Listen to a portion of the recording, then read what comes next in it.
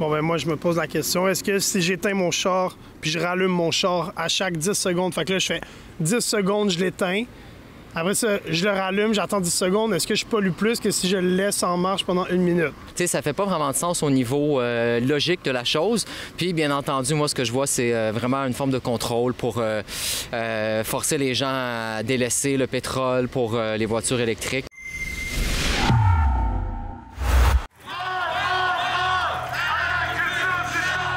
Si on veut agir sur les changements climatiques, il faut nuire à la possession de la voiture individuelle, il faut nuire à l'utilisation de la voiture au centre-ville. Et la congestion est une solution. Rendre la vie difficile aux automobilistes est une des solutions. Alors, lorsqu'on fait ça, on le fait en pleine connaissance de cause. On se dit, on va retirer la voiture de là où elle nuit le plus, autour des parcs, autour des écoles, dans les parcs, et puis elle va aller ailleurs. Puis dans le ailleurs, ça va devenir moins confortable. Puis il faut rétrécir ces rues-là, il faut les rendre plus étroites, il faut mettre des dos d'âne, il faut mettre plus de feux de circulation. Puis après, si ça ne suffit pas, il faut aller encore plus loin. L'objectif n'est pas de décourager les automobilistes. Mais oui. Aujourd'hui, nous allons discuter d'une nouvelle réglementation radicale annoncée par l'arrondissement d'Outremont visant à lutter contre la pollution automobile. Désormais, il sera formellement interdit aux automobilistes de laisser tourner leur moteur pendant plus de 10 secondes pour les voitures stationnées, sous peine d'une amende sévère. Cette mesure, dévoilée par l'administration du maire Laurent Desbois, membre de l'opposition officielle Ensemble Montréal, vise à envoyer un message fort sur l'importance de limiter notre empreinte écologique. We wanted to send a very strong message by putting a 10-second limit so that people hear about it, understand it, and just push the button and cut the engine. Cette annonce intervient 2 mois après que le gouvernement Legault ait permis aux villes et municipalités d'imposer une taxe additionnelle sur l'immatriculation pour les véhicules les plus polluants. Outremont a décidé d'aller plus loin en mettant en place cette interdiction stricte de laisser tourner les moteurs. The 10-second limit is based on Resources Canada has established that after 10 seconds you should cut your engine because you save gas and you save emissions. In France and Italy, you also have the recommendations for that 10-second limit. L'application du règlement sera assurée par le service de sécurité publique de l'arrondissement et non pas par le SPVM, la police de Montréal. La règle ne sera appliquée que lorsque la température se situe entre 0 et 25 degrés pour l'instant. Les véhicules d'urgence, les autobus et les voitures électriques sont quant à eux exemptés pour des raisons évidentes. Les amendes qui seront remises aux conducteurs fautifs iront de 150 à 350 $, mais pourront s'élever jusqu'à 600 $ s'il y a récidive.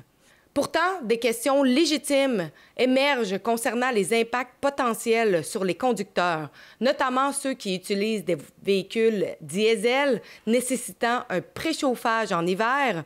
Pour éclairer cette question, nous avons invité Carl Boissonneau, expert automobile, propriétaire du garage Carbo Électrique, à partager son point de vue. L'industrie d'automobile est déjà très sensible à ça. On a déjà des systèmes d'arrêt de moteurs, par exemple, aux intersections, au feu rouge. On a déjà ces systèmes-là, mais ce n'est pas tous les véhicules qui sont fournis avec ce type de système-là. Donc, à chaque fois qu'on va éteindre la voiture et qu'on va le redémarrer, c'est là que le véhicule, que ce soit une voiture, un camion léger ou même un camion lourd, c'est là que le véhicule va consommer le plus d'essence, donc va émettre le plus de CO2. Je comprends qu'un maire d'une ville qui veut absolument être plus vert que vert va réglementer, mais on est carrément à côté de la traque. Moi, si j'étais à Outremont puis que ma voiture a besoin de se faire préchauffer, je vais choisir le billet d'infraction plutôt que la réparation. Plus on utilise une pièce mécanique ou électrique, plus on va l'endommager, plus on va lui créer de l'usure prématurée.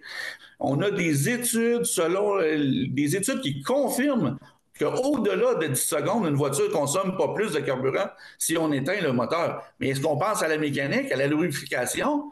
Là, on l'oublie, là. Honnêtement, pour tout le système électrique de l'auto, ça ne fonctionne pas non plus, là. C'est vraiment pas recommandé de ne pas le laisser tourner, là. Peu importe le livre d'instruction, peu importe le fabricant, on recommande toujours de faire une période de préchauffage de voiture. Laissons voir ce que les gens ont à nous dire par rapport à ça. Ben, je trouve que c'est bon. Moi, j'ai pas de voiture, mais ouais, cool, parfait. C'est une bonne idée.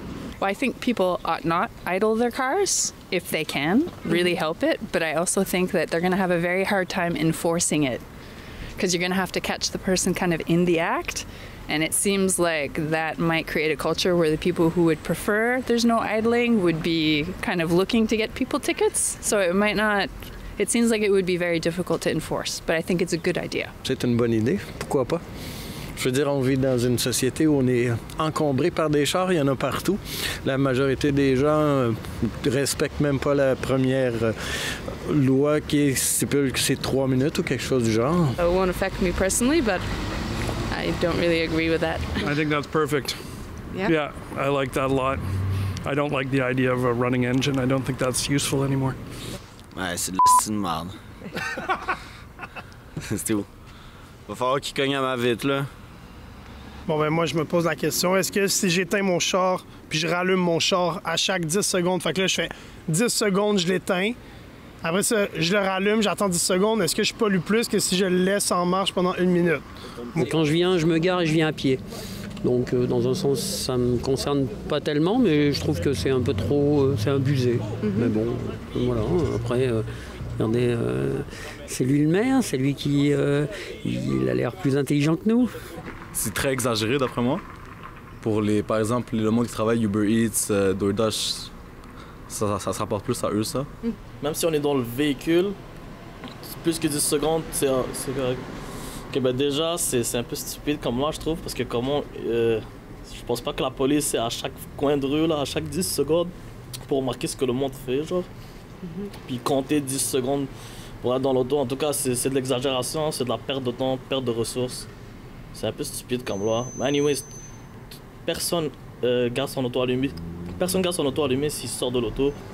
À part si c'est un DoorDash qui est devant un dépanneur puis qui ça le prend 1 minute aller prendre son order et ressortir tout de suite. C'est pas bien éteindre, allumer l'auto 1 million de fois l'hiver aussi. C'est pas bon pour le moteur, c'est pas bon pour la batterie. Mais bon, eux ils prennent pas ces trucs-là en considération. Je vois pas pourquoi quelqu'un laisserait son auto allumé. Moi j'en vois pas des autos allumées avec personne dedans comme sans aucune raison pour la laisser allumer. J'ai pas des voitures, mais je pourrais dire que c'est un petit peu... c'est too much, non? On amende juste pour ça. Tu sais, ça fait pas vraiment de sens au niveau logique de la chose. Puis, bien entendu, moi, ce que je vois, c'est vraiment une forme de contrôle pour forcer les gens à délaisser le pétrole pour les voitures électriques. Là, on sait que c'est pas mal ça qui est voulu, c'est poussé. Fait que non, moi, je trouve que c'est ridicule. Puis, je me permettrais même d'inciter les gens à ne pas obéir à des règlements qui ne respectent pas leur conscience, en fait. Est-ce que vous pensez que cette action-là, cette nouvelle réglementation-là, va aider à diminuer la pollution, le taux de pollution? Le taux de pollution, oui, ça va aider, mais 10 secondes, c'est trop courte. Nécessairement. Pas beaucoup, par exemple. Le problème, c'est la voiture elle-même. Il y en a bien trop. Non. Non. I would hope. Ils ont sorti un des plus gros paquebots qui pollue plus que 100 000 voitures. Donc lui, il roule, mais 10 secondes sur le côté. Penses-tu que ça va avoir un impact sur le global warming? Non. Juste pour nous faire chier encore. Mais les gaz à effet de serre que j'éteigne mon char après 10 secondes en marche, je pense pas. Là. Non, parce que les gens qui s'arrêtent éteignent leur moteur. Je veux dire, après, maintenant, les voitures, arrivées à un feu, le moteur se coupe. Avant de redémarrer, quand on redémarre? Non, pas du tout. Ça sert à rien, vraiment. Là, tous les véhicules sont électriques. Ça cause pas beaucoup de pollution, en tout cas. Je pense que la pollution, ça, c'est les grosses usines qui vont changer ça. C'est pas moi puis lui que je désallume mon auto puis je rallume mon auto qu'on va changer ça. Concrètement, en tant que piéton, c'est sûr que je trouve ça désagréable quand il y a des voitures qui roulent puis qui sont, tu sais, qu'ils roulent pas, ils conduisent pas. Mais non, concrètement, je pense pas. Puis je pense pas que le CO2 soit un ennemi là, à combattre tant que ça. Le CO2 est très important pour les plantes. Puis au final, je pense que c'est vraiment des intérêts politiques et non des intérêts environnementaux. On est en train de faire la guerre à la voiture et on est en train d'augmenter les recettes de la ville d'une façon indirecte. Plusieurs personnes diraient qu'il y a une guerre aux automobiles à essence. Qu'est-ce que vous pensez de ça? Je me prononce pas, je conduis pas, j'ai pas de voiture, fait que Aucune idée. Désolée. Disons que La guerre n'est pas encore assez sévère à mon goût. Non, je roule à voiture. J'ai 65 ans présentement. J'ai jamais eu de voiture de ma vie et je roule à vélo à l'année. Alors, je suis pas un très bon candidat pour parler en bien de la voiture. We gotta change. There's no war against a gas car. You know, we could have steam cars again. I don't know. I mean, we're an evolving species. We should move on. Ça, c'est une histoire de vouloir être indépendant du gaz. C'est encore des bullshit politiques auxquels n'importe qui fait partie, c'est tout. Ils veulent électrifier toutes les voitures. Je pense qu'il y a une loi bientôt, non, qu'on n'aura plus le droit de vendre de chars à essence neufs. Les voitures à essence, je vous dirais que ça a toujours été. Ça sera encore pour longtemps à mon avis parce que l'électrique c'est bien gentil, mais à un moment on ne peut pas non plus tous rouler en électrique et dépenser 50 000 $ pour acheter une voiture électrique. Donc, genre je paye beaucoup pour travailler en taxi, le stationnement, le gaz, tous les frais ils ont augmenté, même les frais de la SAQ ils ont augmenté tout. Mais la paye c'est la même, les prix genre sont les mêmes. Ils augmentent les prix des amendes en même temps. Il y a les vignettes aussi. Il y a les zones handicapées, les zones de recharge. Il y a les bike lanes. Merci à Valérie Plante aussi. Les bicyclettes, je ne vois pas pourquoi ils ont besoin de bike lane l'hiver en plus. C'est pas si cher un ticket de métro. Je peux pas te le dire concrètement comment je le vois, mais je pense que ouais. Je pense que oui. Même maintenant, la nouvelle loi pour les parcomètres, que si l'auto est plus d'une certaine pesanteur, tu dois payer plus, plein de petites lois qui rajoutent, je sais pas pourquoi. Mais c'est difficile pour moi de donner mon avis parce que j'ai pas de voiture. Ouais. Mais je pense qu'à Montréal, c'est pas facile d'avoir une voiture. C'est cher quand même. Moi, d'après mes informations, c'est ça. C'est qu'il y a vraiment un plan d'électrification.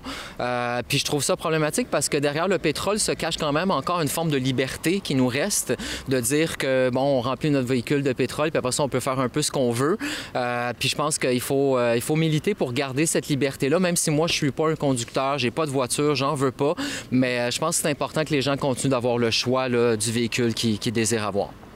D'un bord, on a un maire qui va nous demander à Outremont de laisser virer notre voiture 10 secondes. Puis, de l'autre côté, on va allonger les traverses de piétons, on va désynchroniser les feux de circulation, on va faire toutes sortes de choses. Mais on ne nous le dit pas que c'est la guerre à l'automobile, mais c'est quand même la guerre à l'automobile. On va réduire les espaces de stationnement en ville, ce qui va faire que les gens vont tourner en rond, encore plus longtemps consommer de l'essence pour aller stationner, pour aller encourager, par exemple, les commerçants de la ville. Donc, on désynchronise les lumières, on met plus de temps d'attente aux lumières, et là, finalement, on va consommer tout autant, sinon plus. Moi, je trouve ça complètement ridicule. Je suis encore curieux, j'ai fait des recherches, je ne les trouve pas, ces études-là. Donc, clairement, en ce moment, il y a une transition vers l'énergie verte, mais en même temps, cela vient enfreindre des libertés individuelles. Nous vous invitons à signer notre pétition sur notre site web nogreenreset.com. Sur ce site web, vous pouvez faire entendre votre voix que certaines réglementations comme celle-ci n'ont aucun sens.